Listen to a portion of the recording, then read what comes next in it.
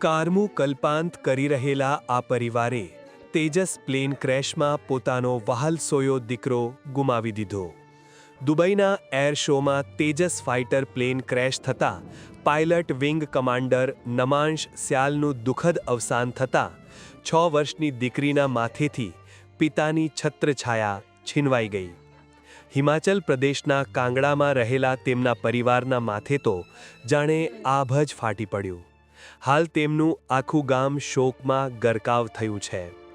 મહત્વનું છે કે ગત 21 નવેમ્બરના રોજ દુબઈમાં એર શો દરમિયાન નમાંશ જે તેજસ પ્લેન ઉડાવી રહ્યા હતા તે ક્રેશ થઈ ગયું.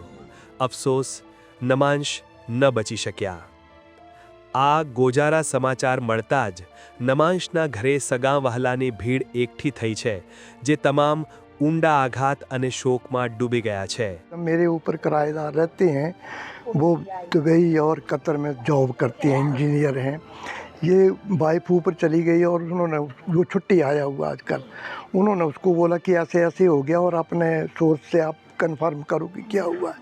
उसने एकदम वहाँ कंफर्म किया और उसने एकदम बता दिया कि नहीं, वो लड़का तो एक्सपायर हो गया और मतलब एक्सीडेंट नहीं, क्रैश में वो मारा गया है. उसके बाद मैंने ब्रदर को बताया कि ऐसे ऐसे वो तो लड़का तो ख़त्म हो गया है.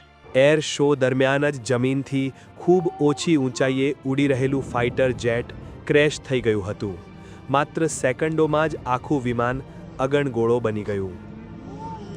34 વર્ષના નમાંશ સ્યાલના પત્ની પણ વાયુસેનામાં અધિકારી છે. તેમની એક 6 વર્ષની નાની દીકરી છે.